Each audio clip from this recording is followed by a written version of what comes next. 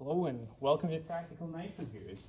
Before we get back to our regular knife reviews, I figured I'd make this quick video for two reasons. One, we had a comment from a listener, at least one, that mentioned in the fact that in the last video, the one on this Marbles Hunter's Axe, I mentioned that I had sharpened it using a file, and at least one listener had asked me if I could demonstrate how I sharpen it with a file. So that's what this video is going to be, in order to demonstrate.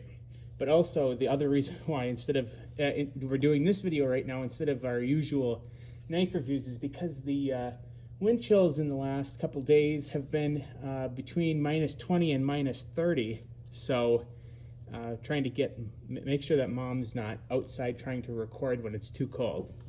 But anyway, since we did the review of this axe, I had taken that oak tree that I had cut down with this axe, chainsawed it into little rounds, and then split the entire tree using this axe. And then I also had cut down a small dead maple tree, smaller. It was probably, thinking about how many paces it was, probably about a 27-foot tree. And I also chainsawed that into sections and then split the whole tree with this. So this axe, since we've done the review, has split 2 complete trees, and the edge is still pretty good. It has dulled slightly, but it's still pretty good. So in other words, this axe, everything that I said in the review about it being a real good splitter and a great value great axe for what you're paying for it, a great value buy. Definitely stand behind that.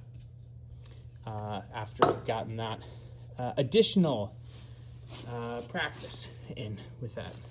But now, without further ado, I'll just show you how I sharpen this with a file.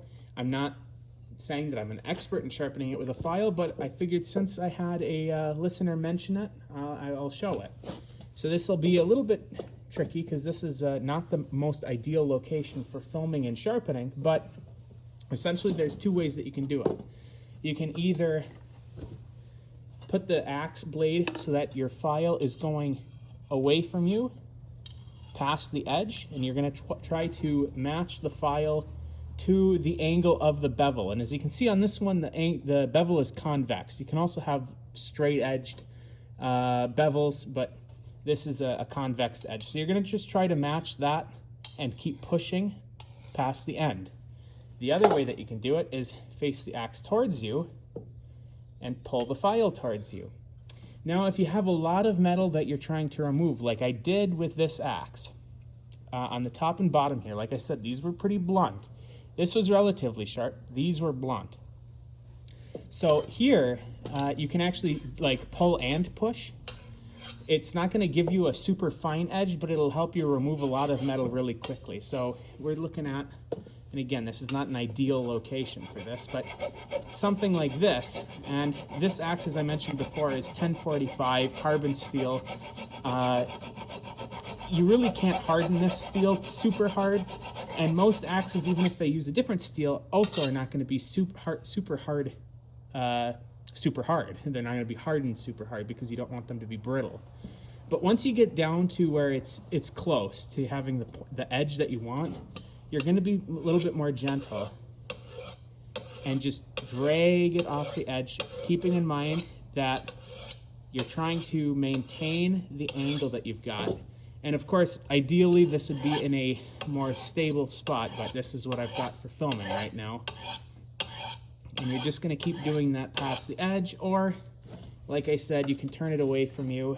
Let's see, is that in the camera? Yeah. You can turn it away from you. You got to do this left-handed because of how I'm filming this, and just go past the edge. But like I said, you can do this. You just have to be careful, and when you do the pull, you're going to kind of get a bit of a burr on the edge, and you're going to get a burr on the edge no matter what you do. But yeah, at the end then, so once you get it to the edge that you want, which I'm going to do the final touch-up off the camera because this camera is making my life more difficult than it needs to be. But once you have this about as sharp as you feel you're going to get it with the file, Then all you're going to do is take your usual whetstone that you would use for sharpening up your knives, either a whetstone, diamond plate, whatever, and just give it just the faintest of touches on the edge to clean up that edge, because of course the file is not going to give you the cleanest of edges, but it will give you an edge. So you just give that whetstone just once or twice over to clean up that edge, and voila, you have a sharp axe. So that's just my brief how-to video. Like I said, I'm going to just finish touching this up off the camera. But yeah, until next time, we'll be back with our regular knife reviews when we pick back up. Can figure out how to keep Mom warm during the filming. But yeah, we'll be back real soon with some more actual knife reviews. But until then, hopefully this will tide you over. So take care, everyone, and we'll talk to you again very soon.